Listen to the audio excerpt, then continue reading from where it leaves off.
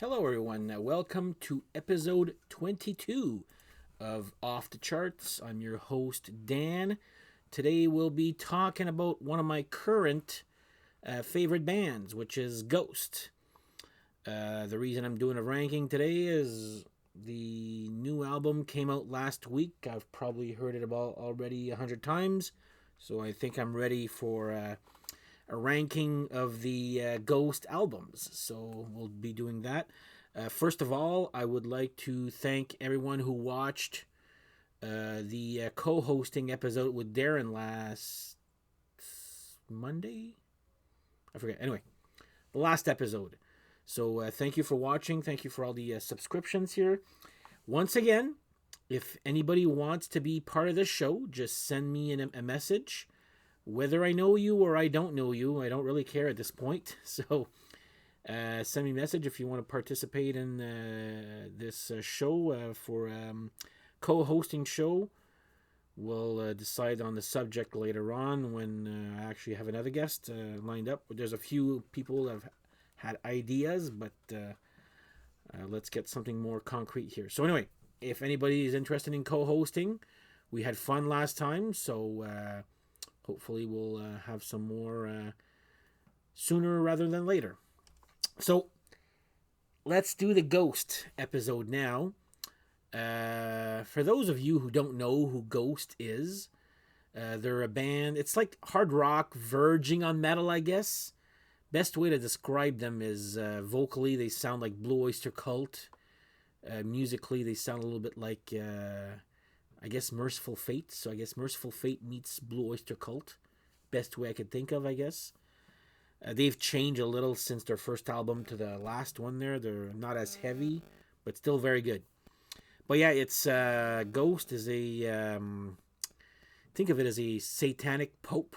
It's all a gimmick, guys. First of all, it's nothing scary here. A satanic pope. They call him Papa Emeritus, and there's like versions of him. So they do one album. They somehow either kill him off or capture the singer and bring in another pope to be on the next album.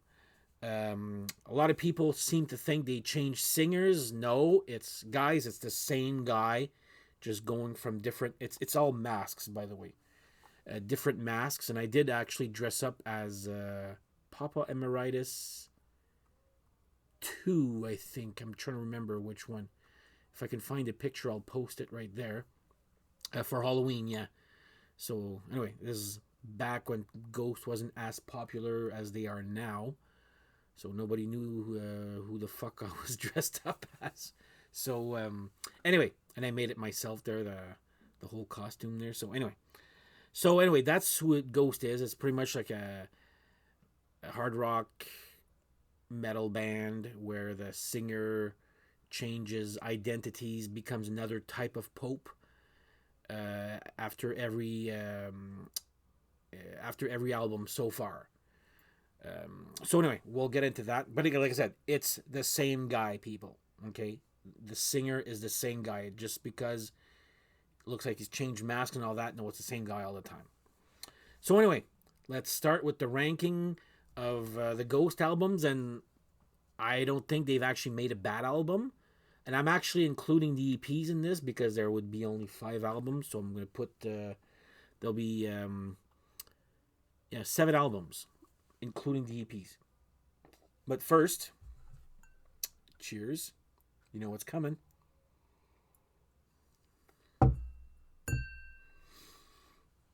There you go. Now I'm ready. All right, so my 7th, I guess, favorite Ghost album, which probably would be this one here, the If You Have Ghost EP. The reason it's at number 7, I mean, the song If You Have Ghost is okay. It's good there. It is a cover.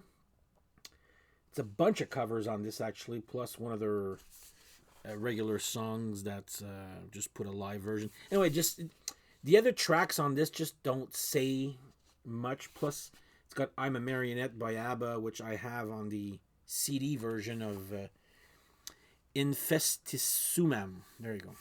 Anyway, number 7, the EP If You Have Ghost. I'm very proud to have this, but like I said, it's not the one I listen to the most. Number 6 would be Infestisumam. Now you can see there's a little BC right here. I think there was another band called Ghost, which nobody's ever even heard of. Actually, when I was first introduced to this band by my friend Pascal, at first I was like, it's okay there. It's nothing spectacular, but I told him, I'm surprised nobody's actually came up with the name Ghost as a band until now. And sure enough, there was actually one. So that's why they had to name Ghost BC. Before Christ, I guess is what this one is. Just the structure or the flow of it doesn't really flow well, I find. Also, the CD I have, like, this flows better as a vinyl than it does with the CD, because the CD has 2 extra bonus tracks, which we all remember the hidden bonus tracks, and that annoys me. Like it was cool at the time there. Now it's just annoying. Now you have to wait 3 minutes to find a bonus track on a CD. I was like, oh, no, enough of this there. But, this is the album that's got Year Zero on it. Probably my favorite would be Depth of Satan's Eyes. Also, Monstrance Clock is good. The rest is, like I said, they're good songs, but nothing really memorable. I think they're only playing now. Oh, no, the only time I saw them live, they did play Zombie Ghoulie and Zombie Queen with Year Zero, but Year Zero is good. But Depth of Satan's Eyes, I was like, that's a good riff and a half right there. So number 6, I'm putting Infestisumam. Number 5, I'm putting this baby right here. This is actually, and this is where, it was difficult for me to grade these. There's not a dud on, I like this whole thing from A to Z. I remember, so my friend Pascal tried to get me into these guys just by watching YouTube videos. I didn't have the album. Then I was in my friend Eric's car, and he had the CD playing. And when I heard Satan Prayer, I was like, wow, okay, this is good. Now we're talking. And then once you listen to that, then I got into the whole album. Deus Culpa, Ritual. Now that is a good song. Plus there's some really nice guitar solos there. Stand By Him, that's another great one. Satan Prayer, of course. Death Knell, and Genesis, the outro instrumental. Pretty short album, but it's great. Not a dud. This is their first one. So I would put this one at number 5.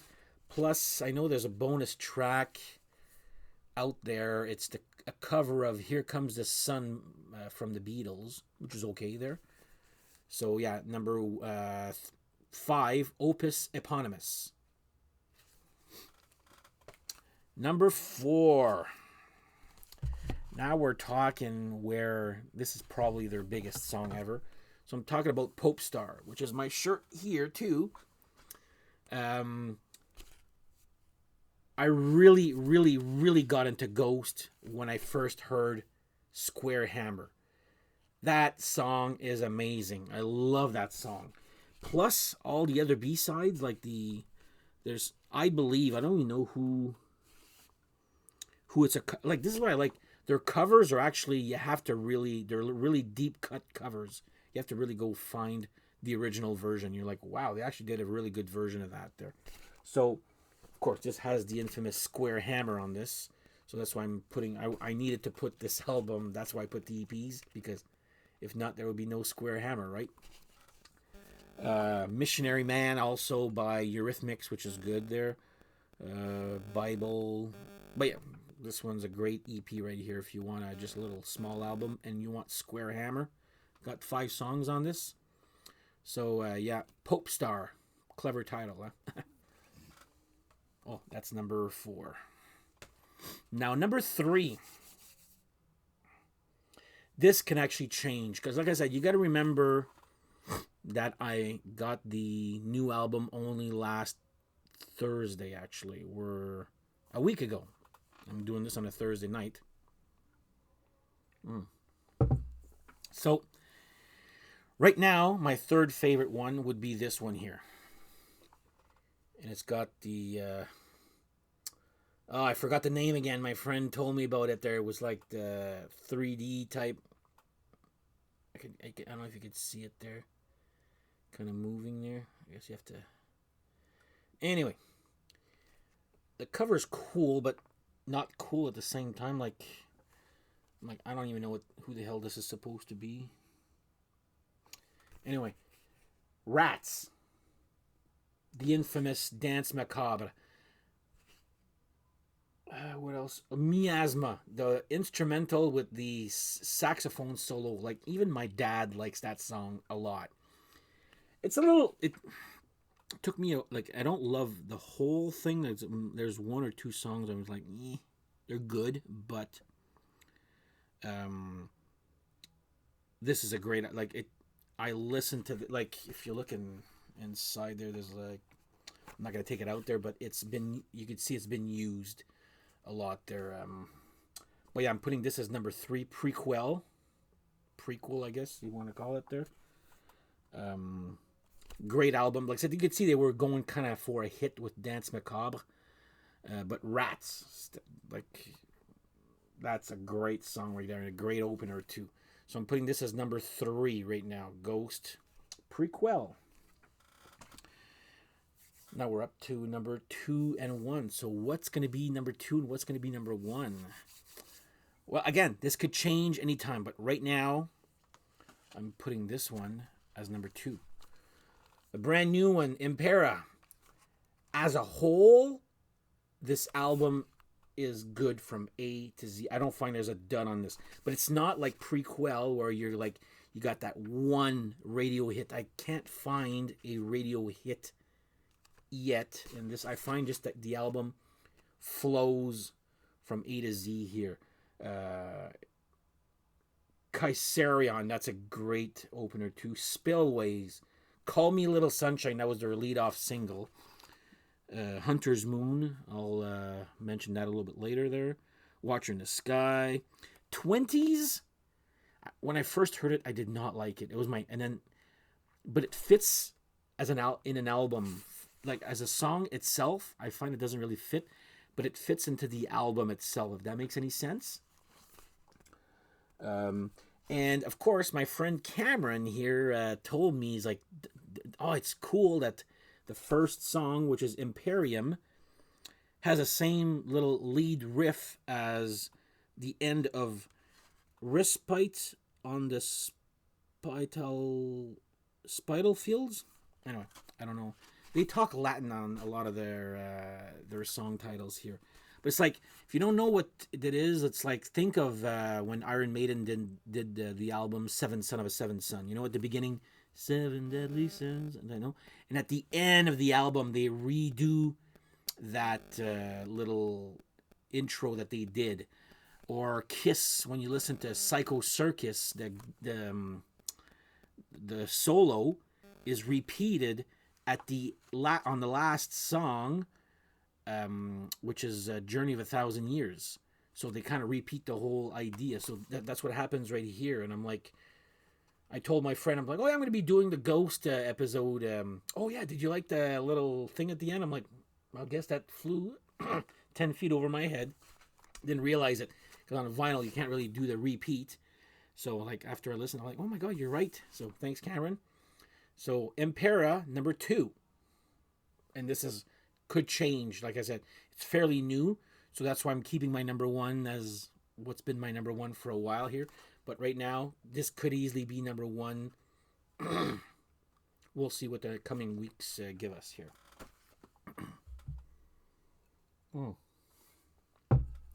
And now, number 1, if you're a Ghost fan, you probably know what's coming here. Meliora. That's Meliora. I think for the longest time I was calling it Meloria, but it's Meliora. This is, and you can see my cat like had a fun time chewing this off there, but whatever. I'm not gonna get a new album just for that there. But as a whole, like this album kicks ass. It's heavy, it's catchy at times too. From A to Z, this has got no duds on this here. From the Pinnacle to the Pits series, he is. What a nice ballad that is. Mummy Dust is actually awesome live. I didn't really like it at first, but when I saw it live, I'm like, okay, you know what? I understand it now. Majesty's good. Absolution is probably my favorite. And especially live, this song like really kicks ass here. So I can't think of a bad song on this here. Now I know that there's a bonus track out there called Zenith, which I have. It's not on any album unless you want to get the box set. It's actually a very good song. I would have easily replaced it with maybe Deus in Absentia, whatever, which is an okay song there. But yeah, number 1, Meliora. I also wanted to... So anyway, those are my top 7 Ghost albums. I wanted to show you these little things here. So I'm a collector too there.